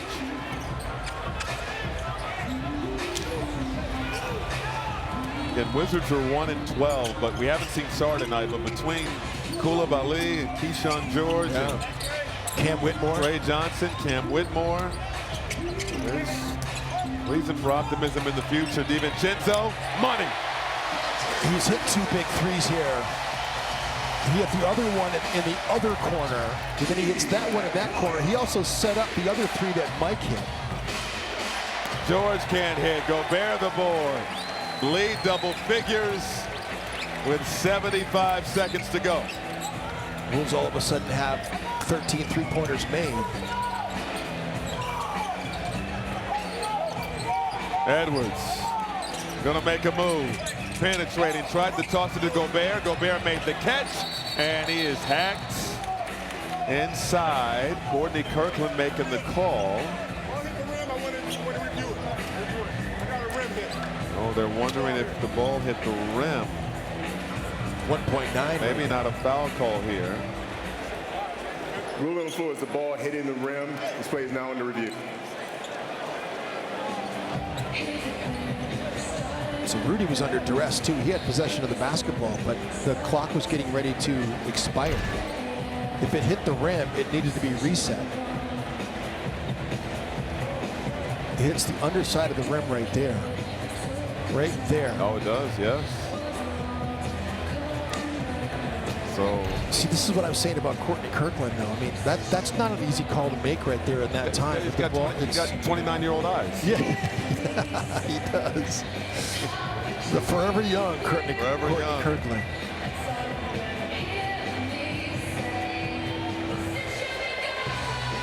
It's good refereeing, though, you know. I mean, because it glances on the underside of the rim and hits the rim, and so it should be a reset. And with 1.9, if that's an expired clock. Yeah, Rudy Gobert had a hand grenade. He did have a hand grenade. Now they'll get a fresh 14 with 1:02 to go. DiVincenzo's stat line, I mean, if you look at it right now, he's 4 of 8, 4 of 6 from 3. He's got 5 rebounds and 6 assists, so it's a very nice stat line. But what he's done here down the stretch has been huge. It's why Chris Finch trusts him so much. After review, the ball did in fact hit the rim. Minnesota has possession of the ball. They were inbound on the sideline. 14 on the shot clock. DiVincenzo's a +9. It's one thing to have possession or for it to hit the rim, but then who has possession of the basketball?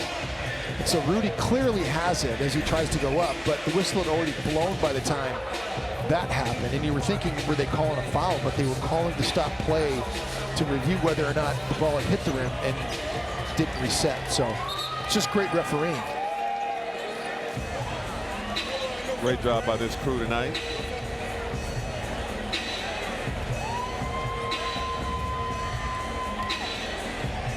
Everybody's all smiles.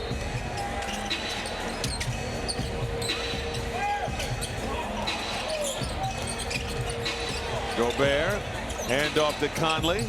Conley to Randall. Shot clock to 4. Randall, the jumper, no. Back tap by Gobert. Edwards on the drive and got the lay. Edwards with the backbreaker.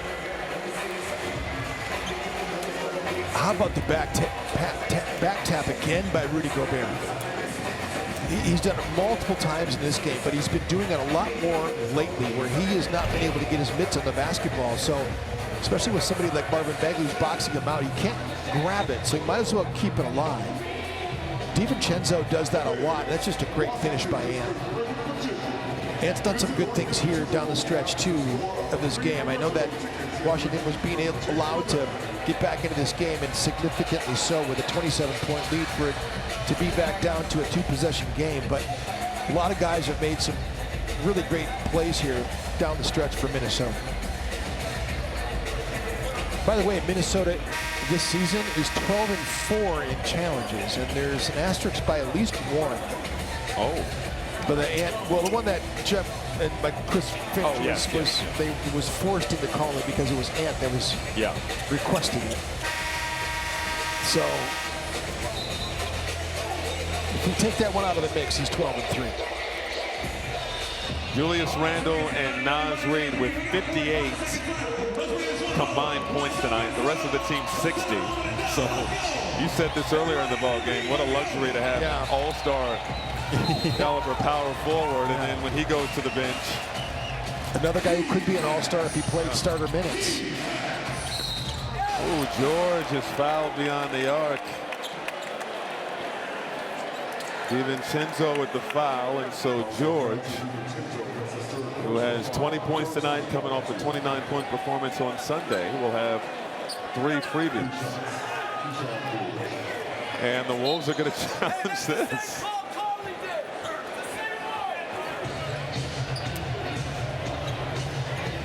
And the microphones may have picked up Brian Keith. He's upset because he said it's the same play as the Conley.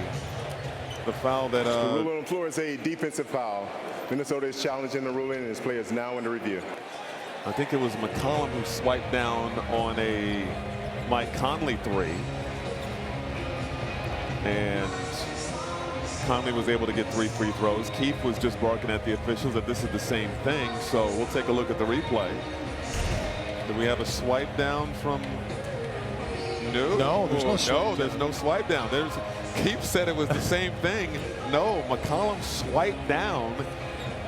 That's accelerating the motion right going down. This one is more traditional high five here. Great. He keeps his hand straight up in the air that time. He does not swipe down. The follow through of Keyshawn George's hand just grazes the hand of Dante DiVincenzo, who's not swiping down at all. We'll have to check it again to see if there's any leg contact. But I think we feel up top it's clean, but George hit the deck. Was there any leg contact here?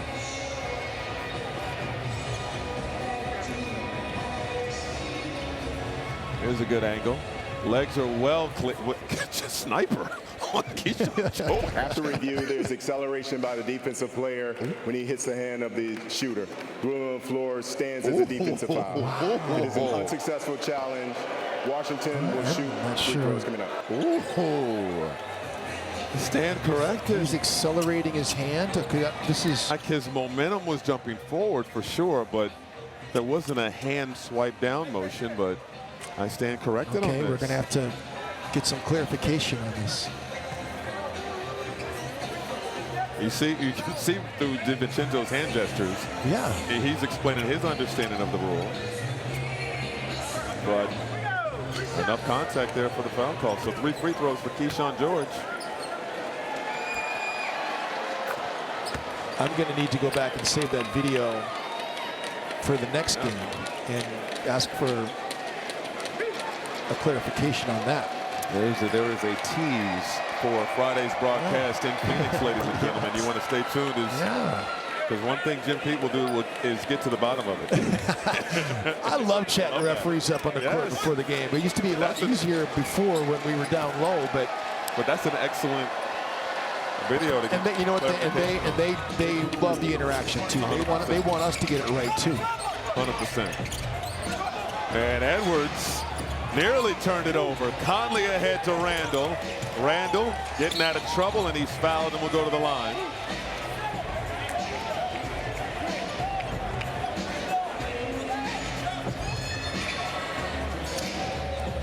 And the Wizards felt like, well, Edwards did travel to the other end. He did. Left his feet. He left his feet. It either needed to be a turnover or a jump ball. It could not have been what happened. That's for sure. I didn't bother to go back to that.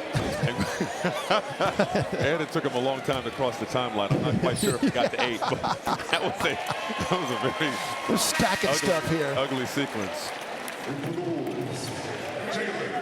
119 to 109. The Wizards do not want us to make our dinner reservation.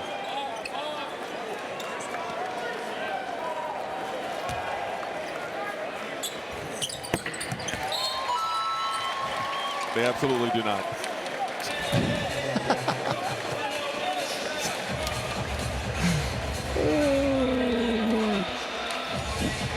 Let's go back and look at the play that we were trying to forget. But so inbounds, not great spacing, and Ant is absolutely bracketed here by two good defenders, and he jumps up in the air and comes down with the basketball. So that's why I say it either needed to be a jump ball because they got their hands on it and he came down with it with their hand on the basketball, or it needed to be a travel, one of the two.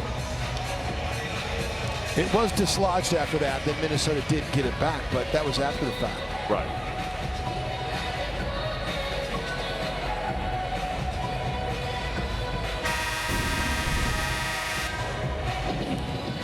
So this is a big little road trip for Minnesota to undertake. The Phoenix Suns are an excellent basketball team who have a lot of talent, and we always know Devin Booker is going to be on point, and so I mean they're playing some good basketball right now. So this is going to be a challenging trip for Minnesota, and so we're going to see Sacramento for the third time in a couple of weeks here, and then at OKC. Now that is not one that we're going to be televising, but it is a cup game, and it's the cup game because Minnesota is 3-0, and actually OKC has another cup game after our game. So this is only going to be their third cup game, but it's going to be our last cup game.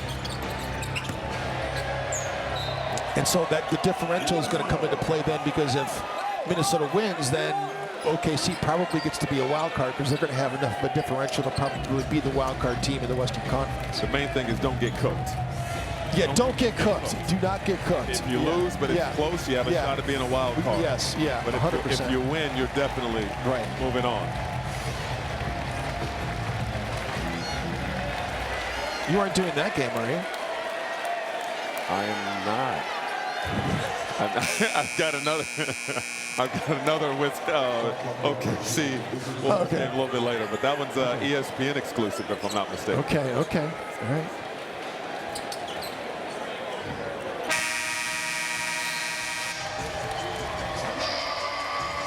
Final score: Wolves 120, Wizards 109. Wolves live post game next. That man.